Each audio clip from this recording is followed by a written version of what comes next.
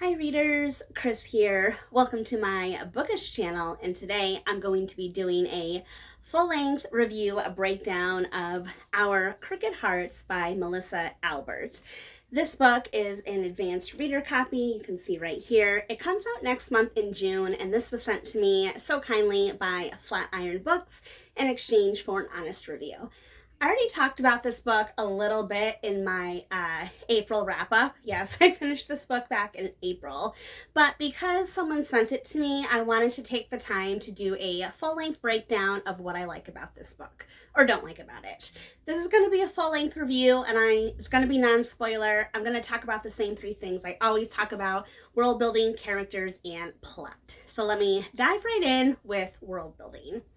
In this world, we have two basically main characters. The story starts out with a young girl named Ivy. In the very first chapter, she's driving along a road late at night with her boyfriend, and they come across this woman in the middle of the night in the middle of the road. She doesn't have any clothes on. She kind of runs off into the woods. They decide to follow her and don't really know who this woman is or why she's out in the woods in the middle of the night with no clothes. Ivy, our main character, kind of throws her a shirt, and then that's it. Then they go about their normal lives, basically, which is a little weird. But anyway, after that happens, there are a series of events that happen that increasingly get more suspicious and more alarming. And Ivy has a very tenuous relationship with her mother.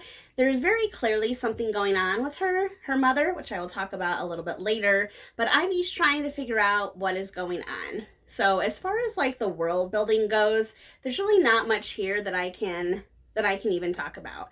I mean, it takes place in a world that's basically just like ours. There just happens to be some supernatural elements at play. But I want to talk about that a little bit later. So overall, there's nothing in here that makes me feel that this world is like super cool or super special. But at the same time, it does feel like this is the world that I live in, and maybe any of these things could possibly happen at any point in time. So if you're someone that likes a lot of realism, you may like this. If you are someone who likes more kind of like fantasy type world building, which is kind of what I like for the most part. So the world building didn't leave that big of an impression on me. I can't say that it was great or not great. It was just kind of, meh, in the middle.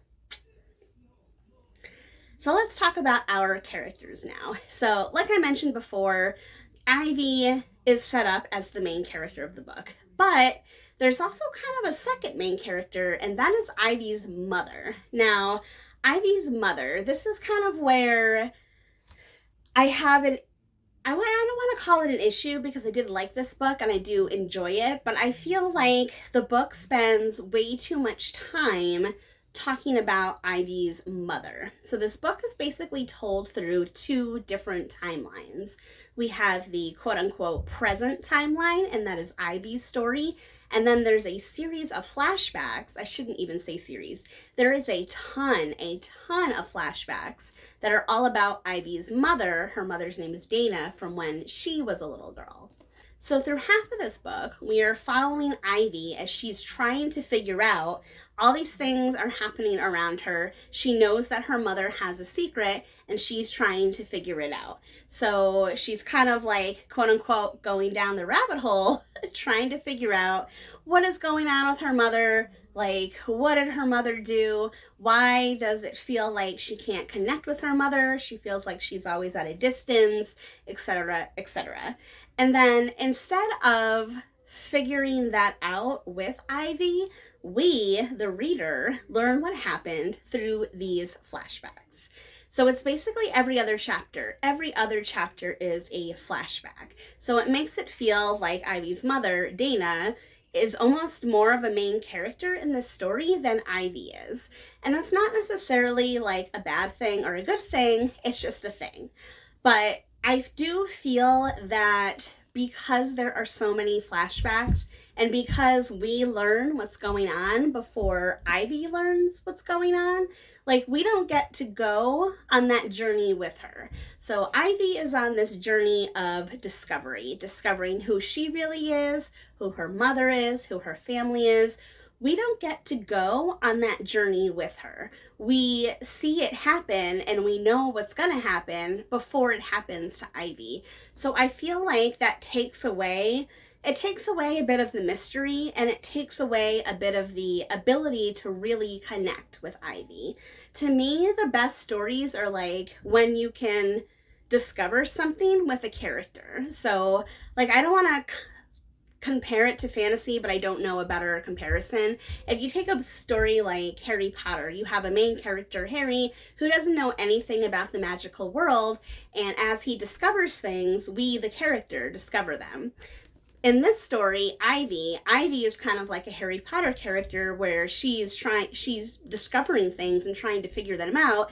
But instead of figuring them out with her, it would be like reading flashbacks in Harry Potter when Dumbledore was younger and learning all this stuff before Harry actually learns it. So it just takes away a bit of the mystery, it takes away a bit of the fun, and it takes away a bit of the ability to really connect with Ivy. At least that's the way that I feel. Now, like I said, I did like this story. I think that it has a lot of good things going for it. I like the whole idea of a mother-daughter relationship in here that is very strained, that is not quote-unquote normal, that is not typical.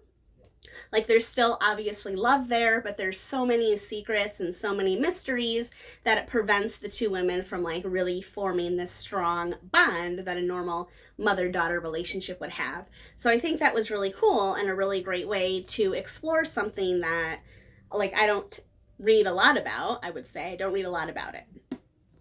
But again, there's so many flashbacks. We learned so much about what Ivy's mother did when she was younger that, I don't know, it takes a little bit of the fun out of it for me, a little bit of the fun.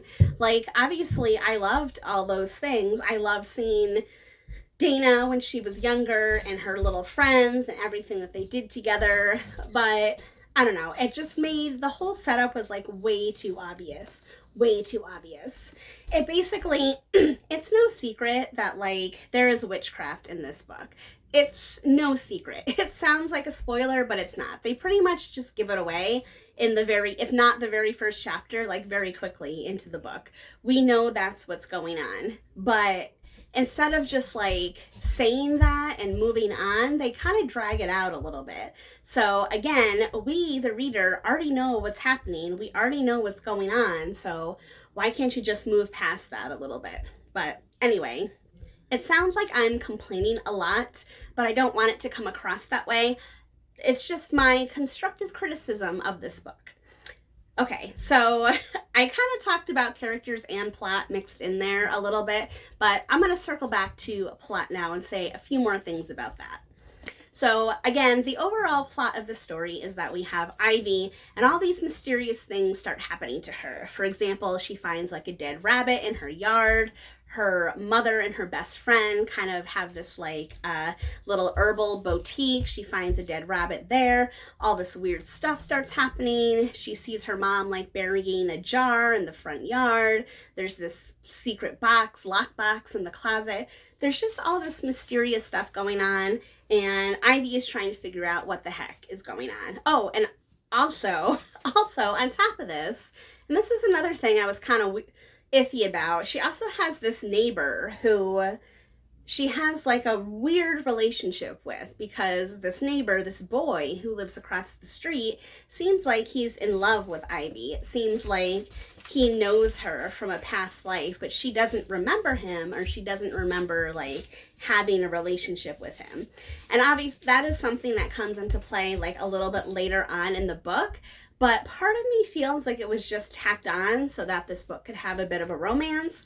But the other part of me found it really sweet and really liked it. So I don't know.